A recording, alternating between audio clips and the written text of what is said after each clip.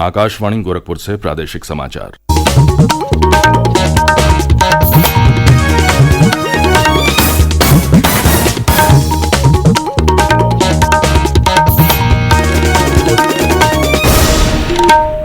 नमस्कार, समाचार बुलेटिन के साथ मैं विकास राय।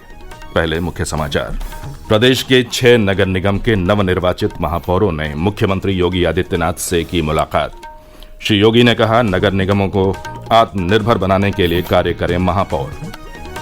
उच्चतम न्यायालय ने वाराणसी के ज्ञानवापी परिसर में मिले कथित शिवलिंग की वैज्ञानिक जांच के इलाहाबाद उच्च न्यायालय के आदेश पर अगली सुनवाई तक लगाई रोक।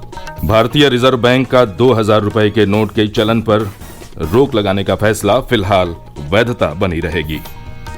और प्रदेश सरकार ने वर्ष 2018 से 2021 तक उपज के भंडारण से कमाए करीब 4 करोड़ रुपए।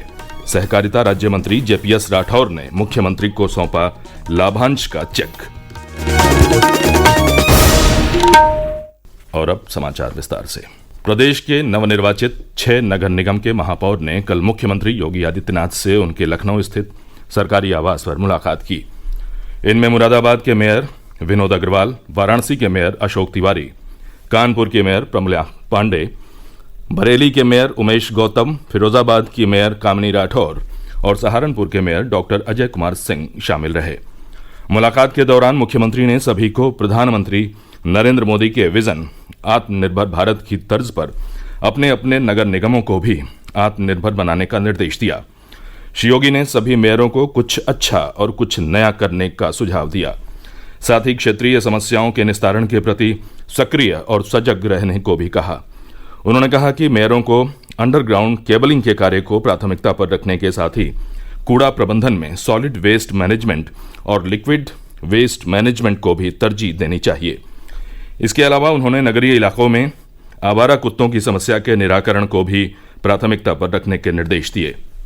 उच्चतम न्यायालय ने वाराणसी के ज्ञानवापी परिसर में मिले कथित शिवलिंग की वैज्ञानिक जांच के इलाहाबाद उच्च न्यायालय के आदेश पर अगली सुनवाई तक रोक लगा दी है। सर्वोच्च न्यायालय ने अपने आदेश में कहा कि कथित शिवलिंग की कार्बन डेटिंग की अनुमति देने के आदेश के निहितार्थों की बारीकी से जांच की जानी चाहिए। उच्चतम न्यायालय 7 अगस्त को इस मामले में अगली सुनवाई करेगा। मुस्लिम पक्ष ने इलाहाबाद उच्च न्यायालय के फैसले के खिलाफ उच्चतम न्यायालय में याचिका दाखिल की थी। उधर वाराणसी जिला न्यायालय ने ज्ञानवापी से जुड़े 7 मामलों की एक साथ सुनवाई करने के मामले में संबंधित पक्ष को आपत्ति दाखिल करने के लिए और समय मांगे जाने की अपील को स्वीकार करते हुए सुनवाई की अगली तारीख 22 जून तय की है। ज्ञानवापी प्रकरण से जुड़े 7 मामलों की सुनवाई एक साथ किए जाने के मुद्दे पर 12 मई को जिला जज की अदालत में सुनवाई हुई थी। इस मामले में वादी और प्रतिवादी पक्ष के अधिवक्ताओं ने अदालत में दलील पेश की। न्यायालय ने सुनवाई की तारीख 19 मई तय की थी। इलाहाबाद उच्च न्यायालय की लखनऊ पीठ ने केंद्रीय गृह राज्य मंत्री अजय मिश्र टेनी को 23 साल पुराने हत्या के एक मामले में सत्र न्यायालय द्वारा बरी करने के फैसले को बरकरार रखा है। उच्च न्यायालय ने प्रदेश सरकार की ओर से राज्य मंत्री को बरी करने के खिलाफ दाखिल की गई अपील को खारिज कर दिया है। मामला वर्ष 2004 का है, जब छात्र नेता प्रभात गुप्ता की लखीमपुर खीरी के तिकुनिया में उनके आवास के पास हत्या कर दी गई थी। इस मामले में राज्य मंत्री टेनी सहित 4 लोग आरोपी थे। वर्ष 2004 में सत्र न्यायालय ने राज्य मंत्री टेनी को दोष मुक्त करार दिया था। वहीं मृतक प्रभात गुप्ता के भाई ने कहा कि उच्च न्यायालय से उन्हें न्याय नहीं मिला और वो इस आदेश के खिलाफ उच्चतम न्यायालय में अपील करेंगे। भारतीय रिजर्व बैंक ने 2000 रुपए के नोट वापस लेने का फैसला किया है। लोग इन नोटों को अपने बैंक खातों में जमा कर सकते हैं या 30 सितंबर तक बदल सकते हैं। रिजर्व बैंक ने स्पष्ट किया है कि 2000 रुपए के नोट वैध मुद्रा बनी रहेगी। प्रादेशिक समाचार आप आकाशवाणी गोरखपुर से सुन रहे हैं। ये समाचार बुलेटिन हमारे YouTube channel AIR news Gorakhpur और ट्विटर हैंडल AIR न्यूज_GKP पर भी उपलब्ध है। कोरोना काल में प्रदेश के किसानों ने रिकॉर्ड खाद्यान्न भंडारण किया, जिससे वर्ष 2018 से 2021 तक सरकार को 3 करोड़ 88 लाख रुपए से अधिक का लाभांश प्राप्त हुआ है। राज्य भंडारण निगम के अध्यक्ष और प्रदेश के सहकारिता राज्य मंत्री जेपीएस राठौर ने कल मुख्यमंत्री योगी आदित्यनाथ को लाभांश का चेक प्रदान किया। निगम की ओर से बताया गया कि प्रदेश के 168 भंडार गृहों को भंडारागार विकास विनियामक प्राधिकरण में पंजीकृत कराया गया है। इन भंडार गृहों में किसानों के उत्पादों को भंडारित करने पर उनको निगोशिएबल वेयरहाउसिंग रसीद का लाभ दिया जाता है। किसान इस रसीद को बंधक रखकर किसी भी बैंक से भंडारित खाद्यान्न के सापेक्ष 90% ऋण प्राप्त कर सकते हैं। इसके अलावा रसीद को किसी अन्य को देकर उससे रसीद में उल्लिखित कृषि उत्पाद का मूल्य भी प्राप्त कर सकते हैं। केंद्रीय संचार राज्य मंत्री देवू सिंह चौहान ने कल वाराणसी में डाक विभाग की ओर से आयोजित महिला सशक्तिकरण उत्सव का शुभारंभ किया। उन्होंने हाल ही में जीआई टैग प्राप्त 4 उत्पादों बनारसी पान, बनारसी लंगड़ा आम, रामनगर का भंटा और चंदौली के आदम चीनी चावल पर विशेष आवरण और विरूपण का विमोचन किया।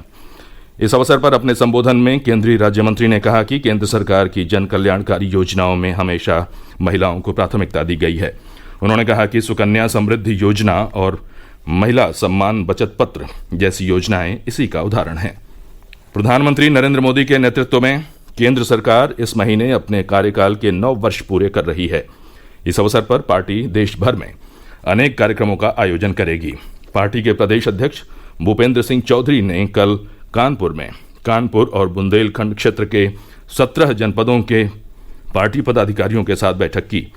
उन्होंने कहा कि आगामी 30 मई से अगले 1 महीने तक प्रदेश भर में विभिन्न कार्यक्रमों का आयोजन कर सरकार की नीतियों और विकास कार्यों से लोगों को अवगत कराया जाएगा। उन्होंने कहा कि भाजपा की हर योजना के केंद्र में आम नागरिक है।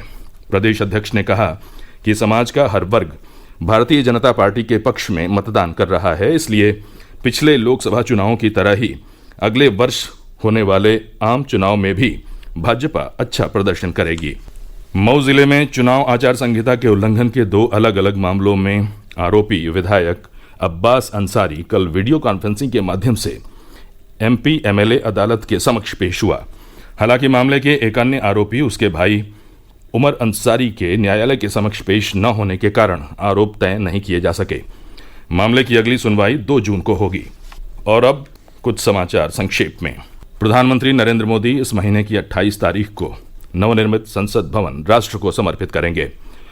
प्रदेश सरकार ने राज्य में कई वरिष्ठ आईपीएस अधिकारियों का स्थानांतरण किया है। विशेष पुलिस महानिदेशक प्रशांत कुमार को विशेष पुलिस महानिदेशक एसएसआईटी का अतिरिक्त प्रभार दिया गया है। विशेष पुलिस महानिदेशक एसएसआईटी रेणुका मिश्रा को पुलिस महानिदेशक प्रशिक्षण बनाया गया है। डॉक्टर संजय एम तरडे को पुलिस महानिदेशक अपर पुलिस महानिदेशक प्रशिक्षण से महानिदेशक टेलीकॉम बनाया गया है। खेलो इंडिया यूनिवर्सिटी गेम्स की मशाल रिले कल बांदा पहुंची, जहां जीआईसी मैदान पर मंडलायुक्त आरपी सिंह और जिलाधिकारी दुर्गा शक्ति नागपाल ने मशाल रिले का स्वागत किया।